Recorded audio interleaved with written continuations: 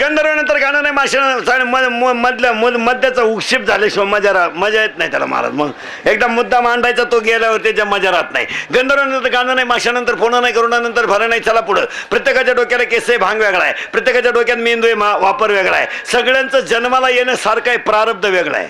काहींना पैसा मोजता येईन, काहींना पाहिलं मिळालं, काही दुसऱ्याचं पाहून मेले, प्रारब्ध आहे.